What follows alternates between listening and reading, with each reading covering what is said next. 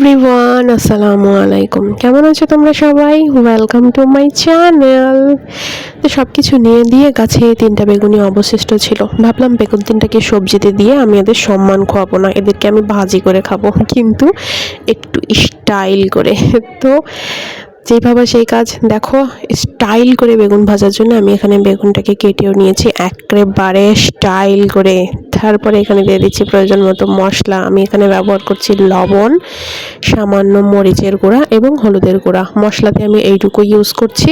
তোমরা চাইলে অন্যান্য মশলা ব্যবহার করতে পারো। কি মশলা? আরে যা মনে চায় দিয়ে দাও না, তোমার রান্না, তোমার মশলা, কে কি বলবে।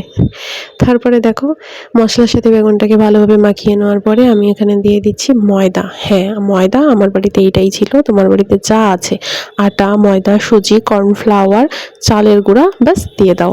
তারপরে মাখিয়ে নাও। তারপরে দেখো, এখানে আমি কড়াইতে প্রয়োজন মতো তেল দিয়ে, তেলটা গরম হয়ে এলে বেগুনগুলোকে একে একে তেলের মধ্যে ছেড়ে দিচ্ছি। তারপরে এটাকে আমি উল্টে পাল্টে ভাজিয়ে নেব। টেস্টটা কিন্তু খুবই ভালো এসেছিলো, তোমরা চাইলে ট্রাই করে দেখতে পারো, ভালো লাগবে। কিছুটা মানে বেগুনি বেগুনি টেস্ট এসেছিলো আর কি। তো যাই হোক, দেখো আমি এখানে যে উল্টে পাল্টে ভালোভাবে এটাকে ভেজে নিচ্ছি। এই দেখো, সুন্দর করে ভাজা হয়ে গেছে, পারফেক্ট কালার চলে এসছে। এখন আমি এটাকে উঠিয়ে নিচ্ছি। তো তোমরা এইভাবে উঠিয়ে নিয়ে সার্ভ করে দিও, ঠিক আছে? আজকে তাহলে এই পর্যন্তই। খুব ভালো থেকো তোমরা, নিজেদের খেয়াল রেখো। ওকে, বাই, টাটা।